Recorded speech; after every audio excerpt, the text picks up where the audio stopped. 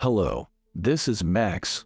Today, I will tell you a story about how a woman found herself trapped in a country house and struggled with her own psychological traumas.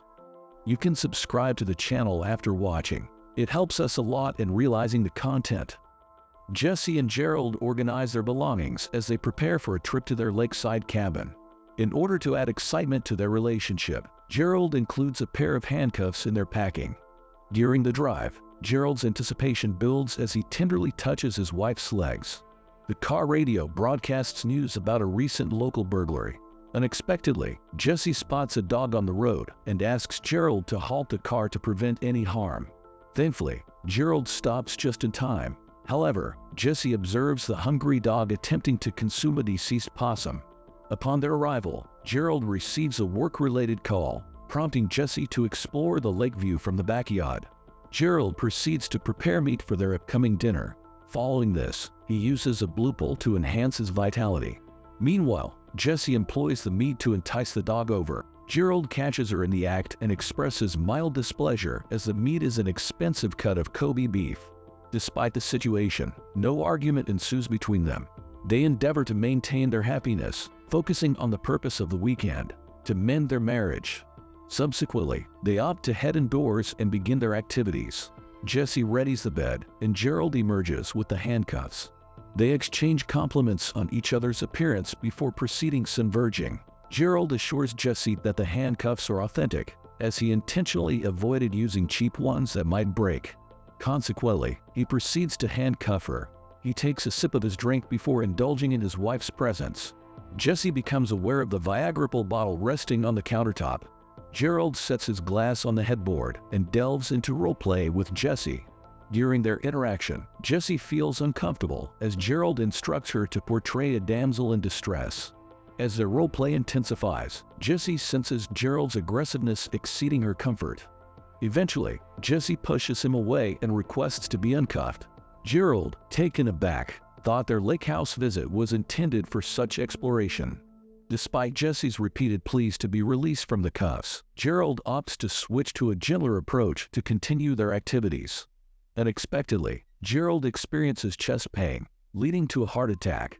Panicked, Jesse tries to assist, but Gerald collapses onto her. Struggling, Jesse attempts to prop him up with her foot, hoping he'll regain consciousness. Unfortunately, he falls to the floor with a thud.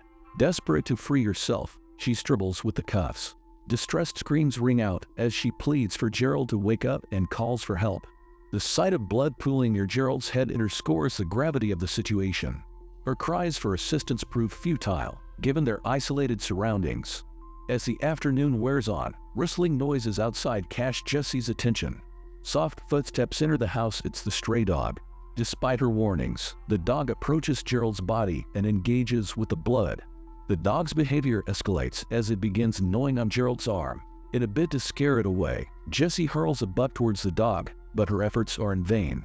In an unexpected turn, Gerald rises from the ground, reprimanding Jesse for feeding the dog. Realization dawns upon her this is a hallucination. Gerald's body remains motionless. Gerald recounts a past misogynistic joke, aiming to snap Jesse out of her emotional turmoil. He emphasizes the urgency of their situation, knowing that help won't arrive soon. With a sudden surge of determination, Jesse manages to slip her hands out of the cuffs, even breaking the bedpost to free herself from the other cuff. However, this too turns out to be another hallucination. She remains restrained. Her mind plays tricks on her as she envisions a dialogue between herself and Gerald. These two apparitions serve as a reminder to Jesse that Gerald had previously placed the water cup on the shelf. In a restrained state, Jesse struggles to grasp the cup, realizing she can't drink from it. After a challenging effort, she manages to return the cup to the shelf without spilling its contents. The manifestations of Jesse and Gerald play a crucial role in maintaining Jesse's sanity, directing her attention to the immediate tasks at hand. They prompt her to notice the clothing tag on the shelf. Ingeniously, she fashions a makeshift straw from the tag, finally enabling her to sip water from the cup. During a brief slumber, the dog's barking awakens Jesse, who then notices a man in the corner. Due to his disfigured appearance, she dismisses him as a mere illusion.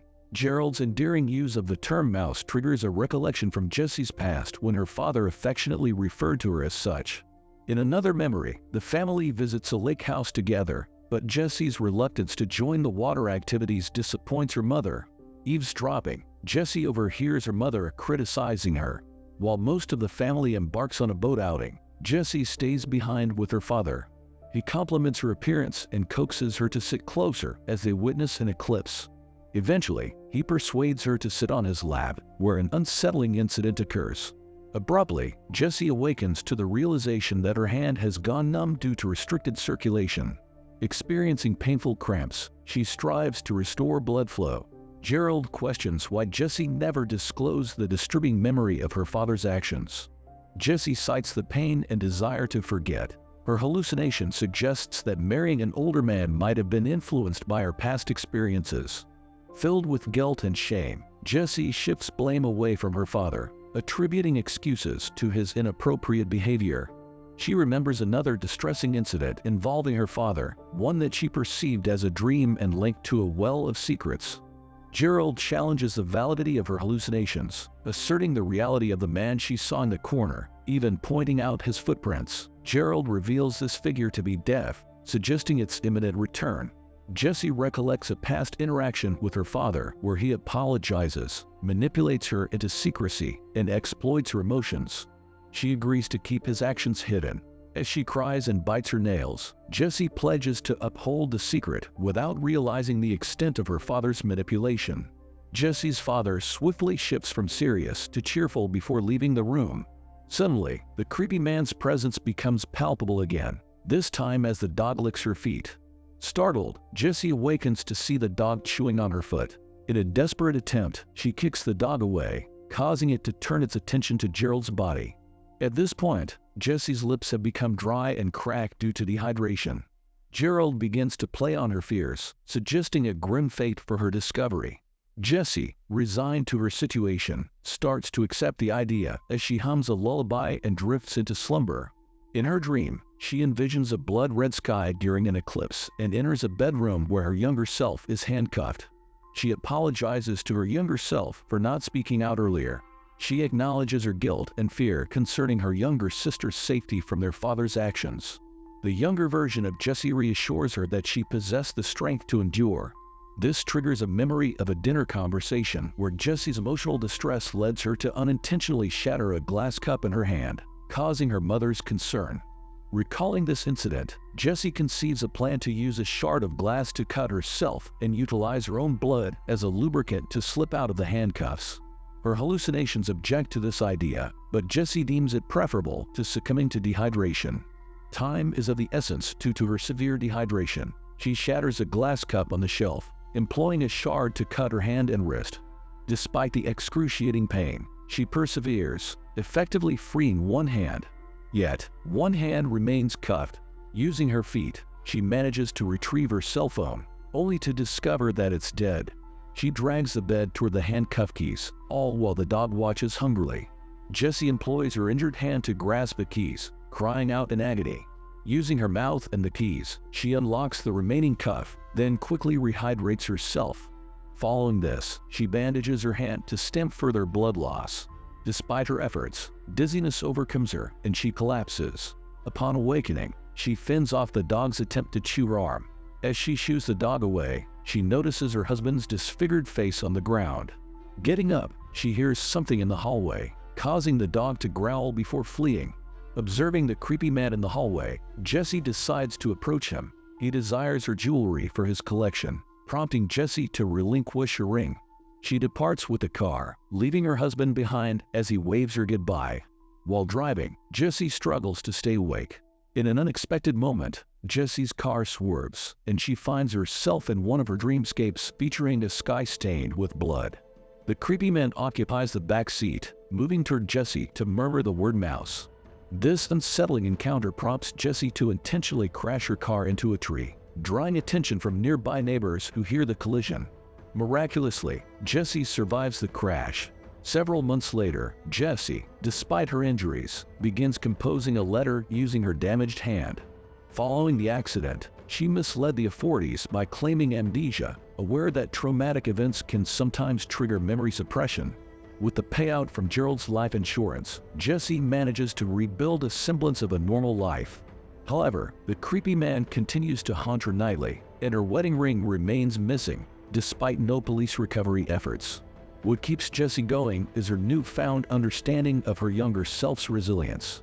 She comprehends that her father's form of captivity was silence, while her husband's was a facade of comfort. 6 months after the accident, the truth emerges. The creepy man was more than a figment of Jessie's imagination. He was, in reality, a gravedigger engaged in jewelry theft. Jessie had misconstrued her husband's mangled appearance, attributing it to the dog's actions when it was, in fact, the gravedigger's doing. The gravedigger's reign of terror comes to an end when he's apprehended by the police while at his sister's residence. He was responsible for the deaths of over a dozen people, yet strangely, he spared Jessie. Jessie pens this letter to her younger self, conveying the realization that those who were meant to protect her from monsters were often the monsters themselves. During the gravedigger's trial, his silence dominates. Unexpectedly, Jessie attends the courtroom proceedings, prompting the man to break his silence and attempt to free himself from his restraints. Police swiftly intervene as Jessie approaches the man, who transforms from the creepy figure to her father, then Gerald, and finally back to the gravedigger. Jessie offers a smirk, remarking that he appears much smaller than her memory had painted him. With a sense of triumph, she walks away from the scene as the eclipse ultimately gives way to the sun's brilliance. If you are interested in such films, please proceed to the next video on the screen and also share your thoughts about this film in the comments. Give us a like and subscribe. Goodbye.